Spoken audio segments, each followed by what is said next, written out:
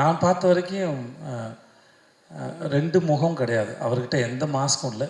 அவர் மேடையில் பேசுகிற இல்லை தனியாக அறையில் பேசினாலும் சரி, எப்போ பேசினாலும் எனக்கு தெரிஞ்சு ஒரே ஒரு வெற்றிமாறன் தான் இருக்கார்.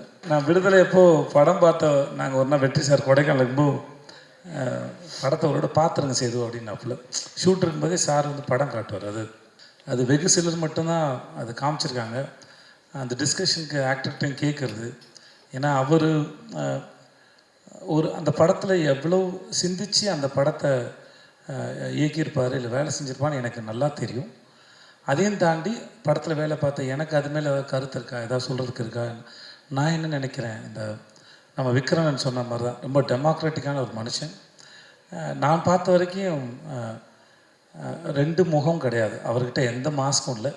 அவர் மேடையில் பேசுகிற இல்லை தனியாக அறையில் பேசினாலும் சரி, எப்போ பேசினாலும் எனக்கு தெரிஞ்சு ஒரே ஒரு வெற்றிமாறன் தான் இருக்கார். ஸோ அவர்கிட்ட சுத்தமாக மாஸ்கே இல்லாத ஒரு மனுஷன். ஸோ அவர்கிட்ட ஒரு விஷயத்தை பகிர்ந்துக்கும் போது என்னடா இது கூட ஒருத்தன் தெரியலையே அப்படிங்கிற மாதிரி இருக்காது. தனக்கு தெரிஞ்ச எதுவாக இருந்தாலும் சக மனுஷன்கிட்ட பகிர்ந்துக்கிறதுல, சமமாக நடத்துறதுல ஒன் ஆஃப் த பெஸ்ட். ரொம்ப நன்றி. நீங்கள் மாதிரி ஒரு ஆளாக இருக்கிறதுக்கு ரொம்ப நன்றி sir. I learn so much from you. So அப்போது அந்த சமயத்தில் இந்த ராமருங்க ஒரு ஆளை பார்க்கும்போது, ஐயோ பாவம் புள்ள பூச்சி இந்த மனுஷன்ட்ட மாட்டிகிட்டு இருக்கா அப்படின்னு நினச்சேன். எனக்கு இப்போ தான் தெரிஞ்சது அந்த ஆள்கிட்ட நம்ம கூட்டமே மாட்டேங்குது.